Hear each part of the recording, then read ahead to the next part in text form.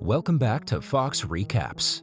Today I'm going to explain the movie Shadow, released in the year 2018. Thousands of years ago, Chinese kings and nobles had to face wars, internal power struggles, as well as the constant fear of being assassinated. Hence, with their lives on the line all the time, they secretly used substitutes known as shadows. The shadows fearlessly risked their lives in service to their masters and proved their loyalty by embracing death. The movie explains the story of one such shadow. Long ago, the renowned and robust commander Ze Yu of the Kingdom of Pei lost a duel against the apparently unstoppable Yang Kang, the general of the King of Yang. Because of this, the Kingdom of Pei lost one of its significant cities, Jingzhou, to the Kingdom of Yang. The movie opens up with Liu Yan, the master of the Pei Kingdom, reporting to the king that Ze Yu, the commander, has challenged the general of the Yang Kingdom to a one-on-one duel to retake Jing City. He further mentions that Yang has accepted the challenge, and hearing this, the king gets enraged and orders the minister to bring the commander before him.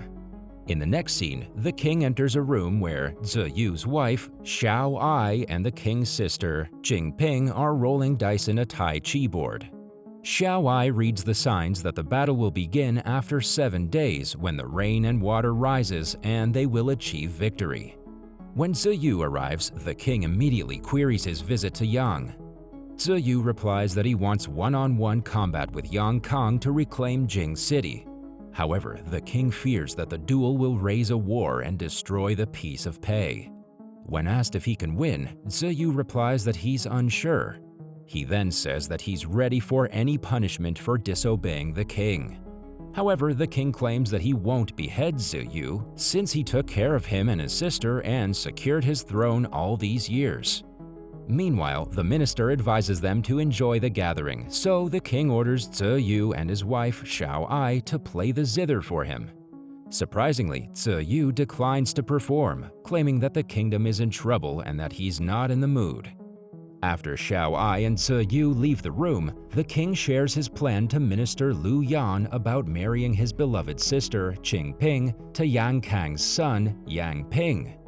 The main motive behind the marriage is to maintain peace between the two kingdoms and stop the war from happening.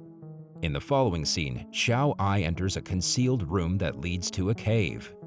Here, it's revealed that the real commander, Ze Yu, had sustained serious injuries in his previous combat with Yang Kang and is currently recuperating in a secret cave in his residence, whereas the commander who's been dealing with everyone is a man named Jing, who's referred to as the shadow of Ze Yu. He's been named after Jing City. For his striking similarity to Ze Yu, Jing was abducted and secretly taught as a shadow by Ze Yu's uncle 20 years ago. Jing spent all these years in the cave, where he was trained to be a shadow until Ze Yu's health worsened a year ago. After Ze Yu's uncle died, Ze Yu brutally trained Jing, and now he wants Jing to kill Yang and take over Jing City. Only Ze Yu and his wife are aware of this arrangement. Moreover, once Jing defeats Yang and retakes Jing City, he will be allowed to go back to his mother. In order to make everything look similar, Ze Yu cuts deep into Jing's chest with a knife, as he has a wound in the same spot. After this, Ze Yu applies medical herbs to the wound in order to speed up the healing process and make it look exactly like his. Even though Jing is hurt, he assures Ze Yu that as a shadow, he's ready to die for him. The following day, as they're getting ready for the court hearing, where the king will punish Ze Yu, Xiao Ai gives Jing some ointment to apply to his wound. Meanwhile, Jing gets emotional and starts explaining about how tough it was for him to remain in the dark without the presence of any people or sound. Being the good woman that she is, Xiao Ai starts consoling him, but the latter gets overexcited and grips her firmly. This surprises Xiao Ai, and she pushes him away before leaving the place. At the court, despite the objections of other military officials, the king decides to punish Ze Yu without realizing that he's a shadow. The king demotes him to a commoner for defying his orders and starting a war with Yang. However, before Ze Yu's shadow departs, the king insists on seeing the wound caused by Yang Kang's saber so that he can treat it by himself. Upon inspecting, he learns that the wound is new, but Ziyu's shadow replies that the initial wound had healed, but he intentionally gave himself a fresh cut to remind himself of his shame over the defeat of Jing City. Following this, he departs, declaring that since he's now a commoner, the king shouldn't be concerned about his combat with Yang. Later on the boat, Jing applies the ointment that Xiao Ai gave him. Back at the cave, Xiao Ai informs Ziyu that Jing handled the king nicely. However, Ziyu realizes that the king is suspicious of Jing as his shadow. In the next scene, Jing is in a training session with Ziyu. He uses an umbrella as a weapon, but is of no match against Ziyu, who mimics Yang Kang's technique. This enrages Ziyu, and he starts having doubts if Jing is ready for the battle. The next day, during a feast in the hall, the minister arrives and announces that Yang Ping has agreed to the truce, but would only accept Qing Ping as a concubine. Ping has also sent his dagger to Qing Ping as a proposal. The court considers this to be an insult, but despite Qing Ping's refusal, the king accepts it in order to put an end to the conflict. Because of this, the general Tian publicly criticizes the king's action as cowardly and requests permission to fight Yang and his son before resigning from his position. However, Qing Ping accepts the dagger, which symbolizes that she has agreed to be Ping's concubine. In the next scene, Yang teaches his son Ping how to use a saber in battle. He tells Ping that Yangs are renowned for their force, speed, and death in 3 rounds of their duel. The father-son duo then talk about Jing, who they think is the real commander, Ziyu. They talk about his bravery and how he survived even after receiving a crushing blow from Yang. After a while, Ping states that he asked Qing Ping to be his concubine in order to discourage the Peis from attempting to conquer Jing City through war. However, when he learns that she has agreed, he is startled. Despite this, Ping believes they can conquer the Peis because the 2 most powerful generals of Pei, Ziyu and Tian, have become commoners. Ping also mentions that they have the upper hand, as he has sent a spy to the Kingdom of Pei. Elsewhere, after several failed attempts during the practice, Xiao Ai proposes that Jing should apply feminine techniques and embrace the umbrella's symbol of yin in order to defeat Yang Kang. She explains the yin and yang's philosophy, which says yang is associated with light, fire, and masculinity, whereas yin is associated with darkness, water, and femininity. Xiao Ai symbolizes the saber as yang and the umbrella as yin.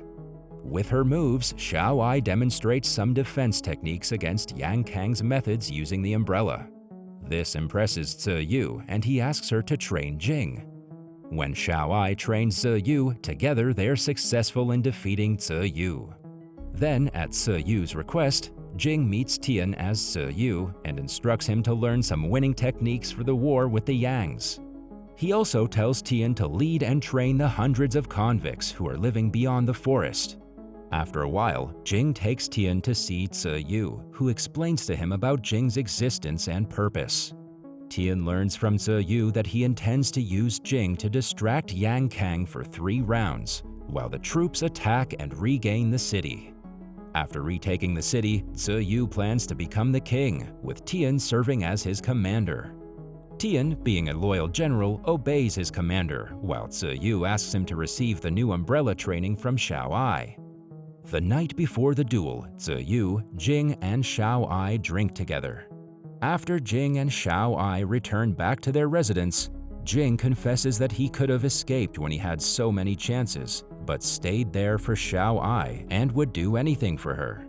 As they continue to talk, Jing mentions that he believes no one will care if he dies in the battle tomorrow. However, when Xiao Ai reveals that she cares and that his life matters to her, he gets surprised. With this, he thanks her and goes to sleep. After a while, Xiao Ai follows him to his bed and spends the night with him, while Ziyu observes them through a covert peephole. The next day, Jing travels by water on a floating platform to Jing City for the duel. Since Yang Kang is unaware about Jing being a shadow and considers him as Ziyu, he feels confident that Ziyu will battle one-on-one as promised. However, Tian and the armed inmates are down below the platform. Surprisingly, Qing Ping is also among the convicts to take revenge on Ping for disgracing her. Tian tries to stop her, but she refuses. Following this, Tian, Qingping, and the convicts secretly swim under the storm gates and enter the city, while Yang Kang and other officials are preoccupied with the duel. Yang Kang is defeated in the first round of the 3-round battle by Jing, but he wins the next 2 rounds. Impressed by Jing's determination, Yang offers to call it a draw, but Jing refuses and proposes to keep fighting. Meanwhile, Yang Ping and his soldiers are driven back by Tian and the convicts using the metal umbrella weapons, although both sides sustain significant casualties. Guarding the banner, Yang Ping engages in combat with Qingping, mortally injuring her. Yang Ping asks her why a lady would fight, and when he steps in to hear her, she stabs him to death with the same dagger he had sent her. With this, the Yang banner is overthrown by Tian. When Yang Kang notices this, he becomes furious and starts beating Jing severely. However, Jing counters the situation and kills Yang with a shattered piece of an umbrella blade. Back at Pei, Xiaowai visits Zi Yu inside the cave. Zi Yu wonders if it was right to send the shadow to the war, and Xiaowai responds that there's no right or wrong. Whatever has to be done is done. Then, on their request, the husband and wife play Xerath together. Elsewhere, after assassinating Yang, Jing returns to his real home where he discovers that his mother has been stabbed to death. In no time, he's attacked by a number of assassins who ambush him inside the home. Fortunately, he's saved when an envoy claiming to be the king's representative kills the assassins. After this, the envoy mentions that the king has summoned Jing in the palace. This shocks Jing as he wonders how the king knew of his existence. Nonetheless, he departs for Pei. Meanwhile, some assassins arrive at Zi Yu's cave to assassinate him. Though sick and weak, Zi Yu puts all his effort and fights back. At the victory celebration feast of Pei, Jing shows up and the king commands everyone to leave the celebration except Jing, Xiaowai, and the minister Lu Yan. Here, the king finds out that it was Lu Yan who was the spy working for the Yangs. As a result, he finishes him off. Happy with Jing's victory, the king wishes to reward Jing by establishing a genuine relationship between him and Xiaowai as husband and wife. According to the king, he wants only one loyal Zi Yu, so Jing won't have to play the role of the shadow any longer. Meanwhile, a masked assassin walks into the room carrying a box, which is supposed to contain Zi Yu's head. However, when the king opens it, he finds it empty. Just then, the assassin stabs the king from behind, and he collapses to the ground. The assassin then takes off his mask, revealing himself to be Zi Yu. Injured and raged, Zi Yu commands Jing to kill the king, alleging that he was the one who ordered the execution of Jing's mother. Furthermore, he asks Jing to take Xiaowai far away with him. As Jing reaches for the king's sword, Zi Yu tries to stab him from behind, but Jing succeeds in fatally injuring Zi Yu. He then puts the assassin's mask back on Zi Yu's face while the latter lies there helplessly. After this, he eventually kills the king with Zi Yu's sword and places it on Zi Yu's hand, accusing him of the murder. In the next scene, Jing leaves the hall and tells the authorities assembling outside that the king has been killed by an assassin and that he killed the latter. Tian seems skeptical of the story, however, he does not object. The movie ends as Xiaowai runs to the hallway doors in shock and peeks through an opening. That was all from the video. I hope you liked it. Subscribe for more content like this and hit the like button to help us out. Also, leave a comment if you want us to recap your favorite movie. Until next time, take care.